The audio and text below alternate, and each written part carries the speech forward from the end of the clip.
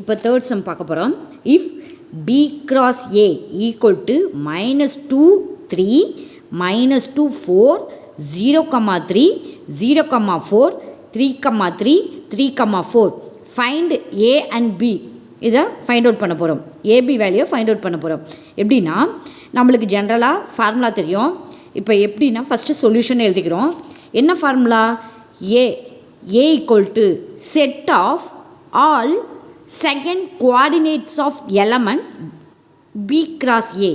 இப்போது ஒரு எக்ஸாம்பிள் சம்மில் பார்த்தோம், ஃபஸ்ட்டு கோஆர்டினேட்ஸ் ஆஃப் எலமெண்ட்ஸ்னு சொல்லியிருப்போம். ஏன் அப்படின்னா அது வந்து ஏ கிராஸ் பின்னு கொடுத்துருந்தாங்க. இங்கே என்ன கொடுத்துருக்காங்க? பி கிராஸ் ஏன்னு கொடுத்துருக்காங்க. ஸோ ஏவோட பொசிஷன் செகண்டு. ஓகேங்களா? ஸோ அதனால் set of all second coordinates of elements B cross A. ஓகேங்களா? இதுதான் ஏ வேல்யூ. அதே பி வந்து எப்படி ஃபைண்ட் அவுட் பண்ணோம்?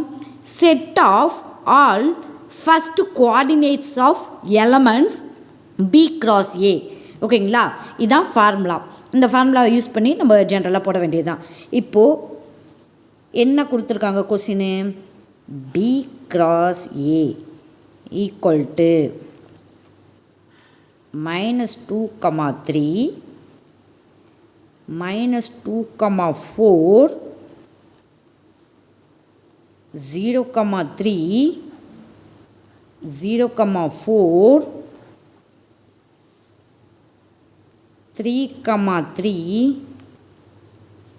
3, 4. ஓகேங்களா?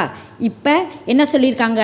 ஏன்னா set of all second coordinates of elements B cross A.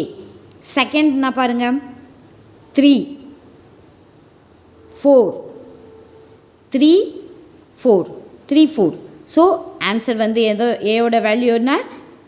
3 4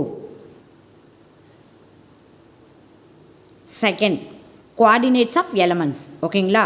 so பியோட வேல்யூ எப்படி ஃபைண்ட் அவுட் பண்ணோம்? பியோட value set of all first coordinates of elements B cross A.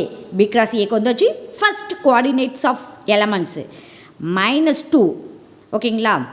Okay 0 3 -2 0 3. இதுதான் ஏவோட வேல்யூ, பியோட வேல்யூ.